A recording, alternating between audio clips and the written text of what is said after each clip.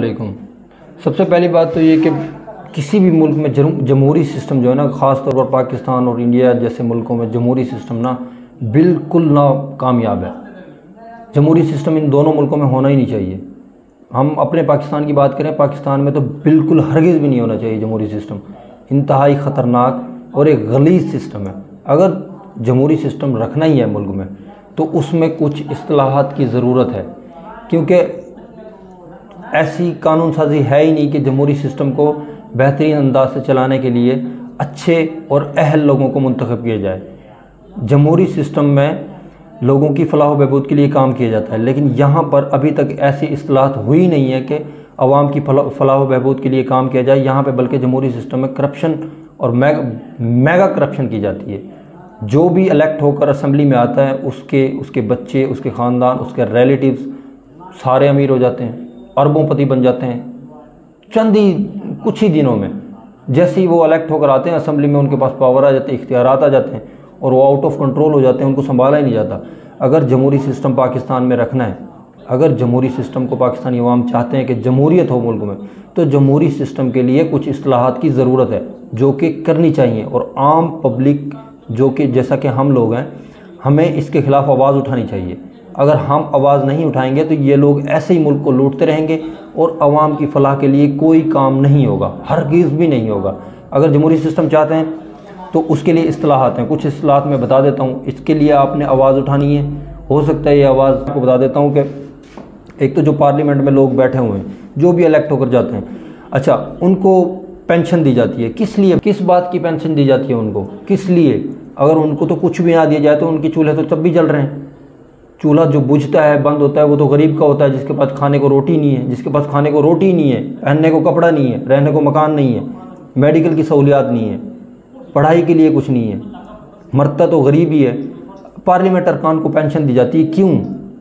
یہ کوئی نوکری ہے؟ یہ تو لوگ منتخب کر اسمبلی میں بھیجتے ہیں تاکہ ان کی ریپرزنٹیشن ہو سکے، ان لوگوں کے جا کے مسائل اسمبلی میں جا کے اجاگر کیے جا سکیں اور پھر ان کے اوپر حکومت ایکشن لے اور ان کو حل کیا جا سکے۔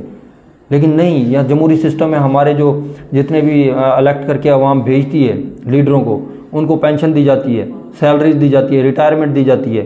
یہ کیوں ہے؟ یہ غلط ہے۔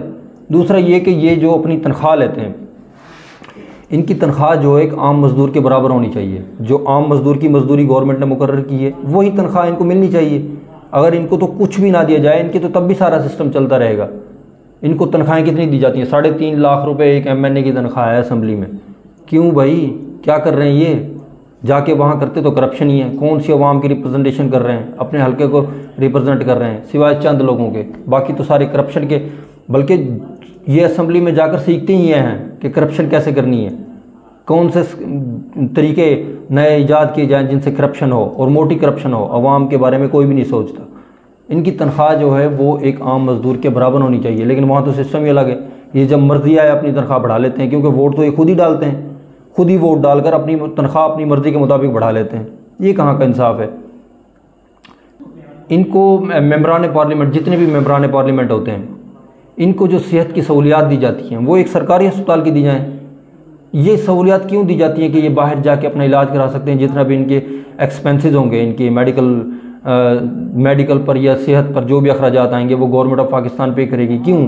ان کو ہسپتال بنائے ہوئے ہیں نا، عام پبلک کے لیے جو ہاسپٹلز ہیں وہی ان کے لیے ہونے چاہیے، ان کے بچوں کے لیے بھی وہی ہونے چاہیے۔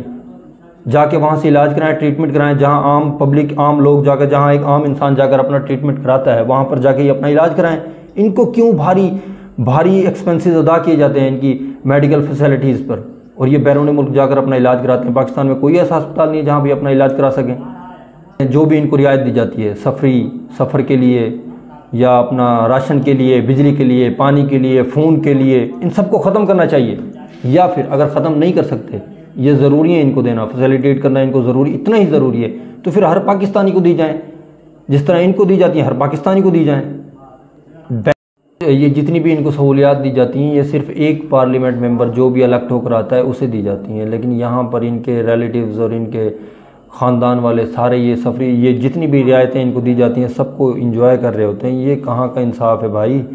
اگر ایسے ہی چلتا رہے گا تو ملک کے خزانے۔ اچھا جی، اس کے بعد کوئی بھی پارلیمنٹ ممبر جو الیکٹ ہو کر اسمبلی میں آیا ہے، اگر اس کا ریکارڈ، پچھلا ریکارڈ جو بھی ہے، اگر وہ مجرمانہ ہے، کسی بھی وہ مجرمانہ ایکٹیویٹی میں ملوث ہے، تو اس کی باقاعدہ تحقیقات ہونی چاہیے۔ اگر وہ ملوث نکلتا ہے تو اس کو اسمبلی سے فارغ کیا جائے۔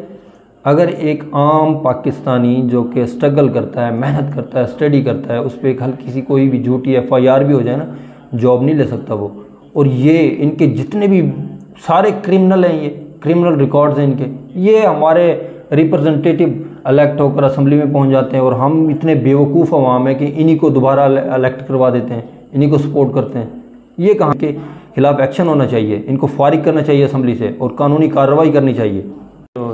بھی یہ پارلیمنٹ کے ممبر ہوتے ہیں، ریٹائرمنٹ کے لیے ان کی عمر کی ایک حد مقرر ہونی چاہیے۔ جتنے بھی سیاستدان ہیں سب کے لیے ایک لمٹ ہو، ایج لمٹ ہو۔ اگر ایک عام پاکستانی کے لیے جاب حاصل کرنے کے لیے ایج کی لمٹ ہے، تو اسی طرح سیاستدان جتنے بھی ہیں ان کی ایک ایج لمٹ ہونی چاہیے۔